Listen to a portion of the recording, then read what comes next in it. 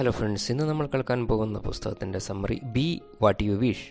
നിങ്ങൾ എന്താണോ ആവാൻ ആഗ്രഹിക്കുന്നത് അതായിത്തീരൂ ബൈ നെവൽ ഗോഡാർഡ്. ഈ പുസ്തകം 1951 നെവൽ ഗോഡാർഡ് ഒരു റേഡിയോ ടോക്കിൽ നടത്തിയ ലെക്ചറിനെ ആധാരമാക്കിയുള്ളതാണ്. ഈ പുസ്തകത്തിൽ ഫിസിക്സിൽ നോബൽ പ്രൈസ് നേടിയ റോബർട്ട് മില്ലിക്കൻ എന്ന സയൻറ്റിസ്റ്റിൻ്റെ ലൈഫ് സ്റ്റോറി ബേസ് ചെയ്താണ് മെറ്റാഫിസിക്സിലെ നിയമങ്ങൾ നെവൽ ഗോഡാർഡ് പറഞ്ഞു തരുന്നു. റോബർട്ട് മില്ലിക്കന് ചെറുപ്പത്തിൽ വലുതായി കഴിയുമ്പോൾ എന്തായി തീരണമെന്നുള്ള വലിയ ഐഡിയ ഒന്നും ഇല്ലായിരുന്നു. ആ സമയത്ത് റോബർട്ട് മില്ലിക്കൻ ഒരു പാവപ്പെട്ട കുടുംബത്തിലായിരുന്നു ജീവിച്ചിരുന്നത്. റോബർട്ട് മില്ലിക്കൻ ഒരു അഫർമേഷൻ ഉപയോഗിച്ചു. ആ അഫർമേഷൻ ഇങ്ങനെയായിരുന്നു: I have A lavish study dependable income consistent with integrity and mutual benefit. എനിക്ക് വിശ്വാസയോഗ്യമായ, എല്ലാവർക്കും പ്രയോജനം നൽകുന്ന, ലാവിഷായ, സ്റ്റഡി ആയിട്ടുള്ള ഒരു ഇൻകം ഉണ്ട്. അദ്ദേഹത്തിൻ്റെ പ്രസൻറ്റ് കണ്ടീഷൻ ദാരിദ്ര്യത്തിലായിരുന്നു, ചെറിയ കുട്ടിയായിരുന്ന സമയത്ത്. പക്ഷേ ആ ഒരു പ്രസൻറ്റ് കണ്ടീഷനെ വകവയ്ക്കാതെ, അതിനെ ഇഗ്നോർ ചെയ്ത്, അതല്ലെങ്കിൽ അതിനെ കണ്ടുകൊണ്ടും കാണാതെ അദ്ദേഹം ഈ ഒരു സെൻറ്റൻസ്, ഈ ഒരു അഫർമേഷൻ ഉപയോഗിച്ചു. ഈ വാക്യത്തിൽ എന്താണോ ആവേണ്ടത് അത് പ്രസൻറ്റ് ടെൻസിലാണ് ഉപയോഗിച്ചത്. അതായത് ഇപ്പോൾ ഉണ്ട് എന്ന രീതിയിലാണ് അദ്ദേഹം ആ സെൻറ്റൻസിൽ ഉപയോഗിച്ചത്. നമ്മുടെ ലൈഫ് ഒരു സൈക്കോളജിക്കൽ വേയിലാണ്, സൈക്കോളജിക്കലായിട്ടാണ് മുൻപോട്ട് പോകുന്നത്. ഈ വാക്യത്തെ, ഈ അഫർമേഷനെ, ഈ സെൻറ്റൻസിനെ വീണ്ടും വീണ്ടും പറഞ്ഞ് അദ്ദേഹം സ്വയത്തെ ഒരു കംഫർട്ടബിളായ, ഒരു സുരക്ഷിതമായ ഒരു മെൻ്റൽ സൈക്കോളജിക്കൽ സ്റ്റേറ്റിലേക്ക് എത്തിച്ചു. തുടർന്ന് അതിന് അഗെയിൻസ്റ്റ് ആയിട്ടുള്ള ഒരു കാര്യം പോലും അദ്ദേഹത്തിന് മനസ്സിലുണ്ടായില്ല. ഇങ്ങനെ നമ്മളൊരു അഫർമേഷൻ ഉണ്ടാക്കുമ്പോൾ അതിൻ്റെ റിസൾട്ട് എപ്പോൾ വരുന്നു എന്നത് നമ്മൾ സ്വയത്തെ പറ്റിയുള്ള ആറ്റിറ്റ്യൂഡിനനുസരിച്ചായിരിക്കും. റോബർട്ട് മിൽക്കൻ ആ ഒരു കണ്ടീഷനെ, ആ ഒരു റിയാലിറ്റിയെ പ്രസൻറ്റ് ടെൻസിൽ കണ്ടു.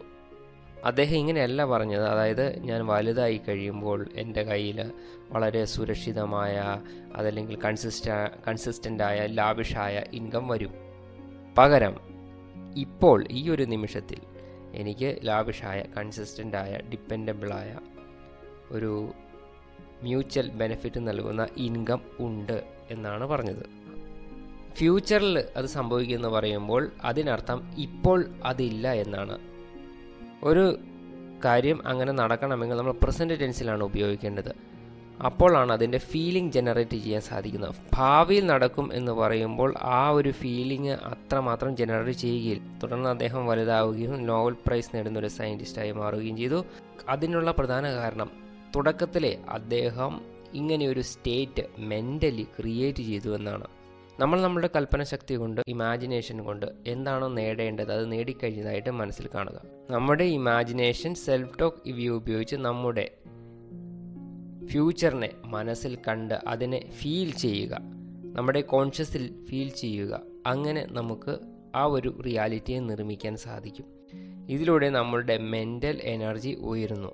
നമ്മൾ എനർജിയിലൂടെ ഏത് ലെവലിലാണോ എത്തുന്നത് ആ ലെവലിലുള്ള റിസൾട്ടാണ് നമ്മുടെ ജീവിതത്തിൽ ഉണ്ടാകുന്നത്. അതുകൊണ്ട് നമുക്ക് നമ്മുടെ കോൺഷ്യസ് ലെവലിനെ വർദ്ധിപ്പിച്ചുകൊണ്ടേയിരിക്കണം. നമ്മൾ പ്രാർത്ഥന ചെയ്യുന്ന സമയത്ത് പോലും നമ്മുടെ മെൻ്റൽ എനർജിയെ ഉയർത്തുമ്പോൾ ആ ഒരു ലക്ഷ്യം നമ്മുടേതായി. എങ്ങനെയാണ് മെൻ്റൽ എനർജി ഉയർത്തേണ്ടത്?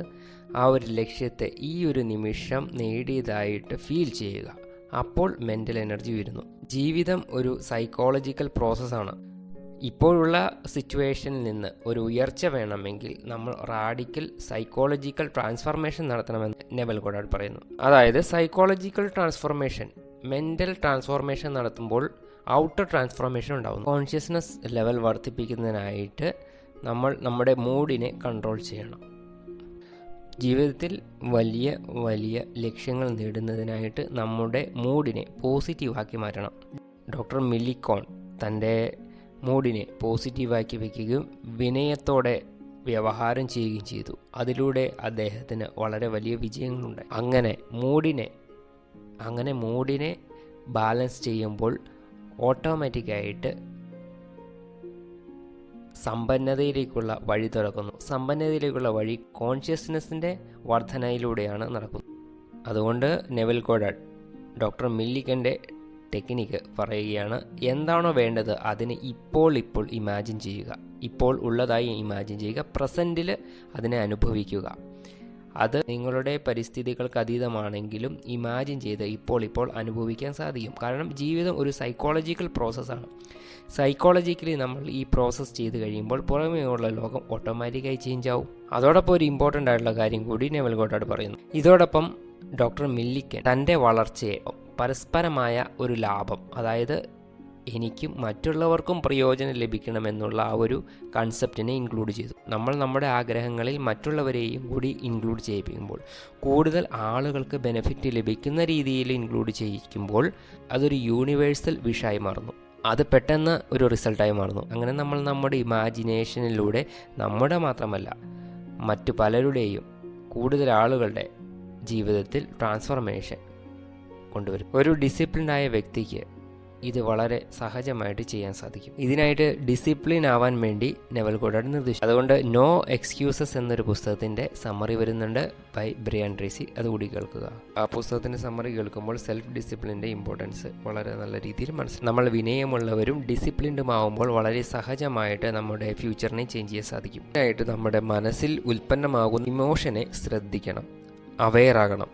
അപ്പോൾ നമുക്ക് അതിനെപ്പറ്റി കൂടുതൽ മനസ്സിലാവുകയും അതിനുമേൽ കൺട്രോൾ എടുക്കാൻ സാധിക്കുകയും ചെയ്യും.